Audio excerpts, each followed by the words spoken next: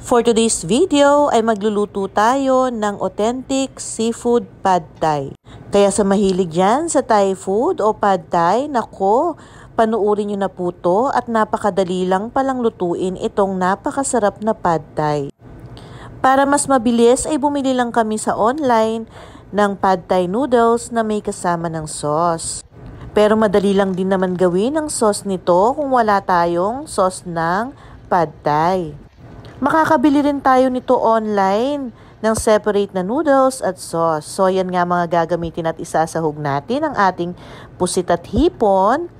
At etong ating wansoy o cilantro ay optional lang naman. Gusto kasi namin ito at isasama kong i-chop itong ugat niya. Mas malasa kasi pag isasama natin ang pinaka-roots nitong ating cilantro. Iniready na nga rin pala namin ang toge, spring onion at huwag kakalimutan ng lime na talaga naman magpapasarap ng ating pad thai, bawang sibuyas na gagamitin sa paggigisa at 2 itlog. Siyempre, samahan natin yan ng crushed peanut o mani na dinurog. 2 pack ng 115 grams ang gagamitin namin, pwedeng-pwede na sa 2 to 3 person ito. So yan, nakaredy na lahat ng gagamitin natin, kaya umpisahan na natin. Ibabad lang natin na saglit ito, mga ilang seconds lang sa mainit na tubig, itong ating pad thai noodles. Mabilis na mabilis lang para hindi ito ma-overcook. At uumpisahan na natin, iluto muna ang ating isasahog na hipon at pusit. Saglit lang din para hindi rin ito ma-overcook mamaya. Sa susunod nga pala, ang isasahog naman namin dito ay chicken and tofu. Kaya abangan nyo mga susunod pa naming recipe. So yan, pag medyo naluto na siya ay i-set aside muna natin yan at uumpisahan na natin ang paggigisa.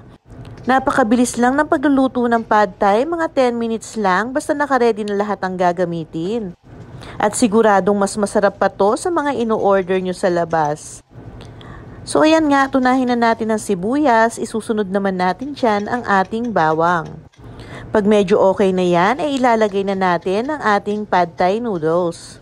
Sa mga nagtatanong nga pala kung magkano ang 115 grams na pack ng pad thai noodles na meron ng kasamang sauce, ay nasa 65 pesos lang naman. So ayan nga, at ilalagay na rin natin ang sauce ng ating pad thai noodles.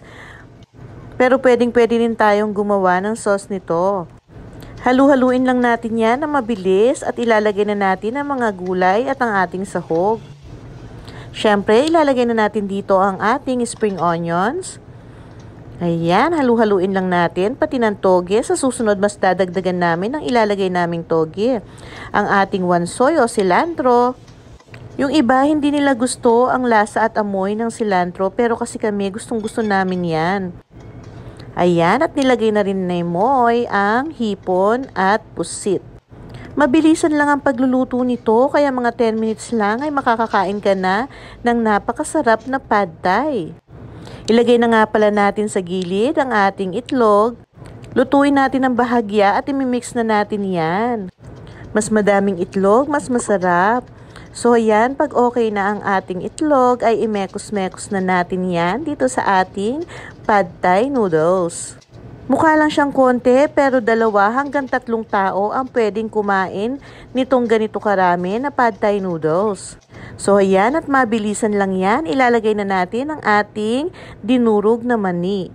Kung nagustuhan nyo nga pala ang mga cooking recipe namin ni Moy, don't forget to subscribe and paki-on na rin po ang notification para updated kayo sa mga susunod pa naming recipe. So ayan po, at nakaredy na ang ating seafood pad thai. Tara, kain po tayo. Thank you for watching.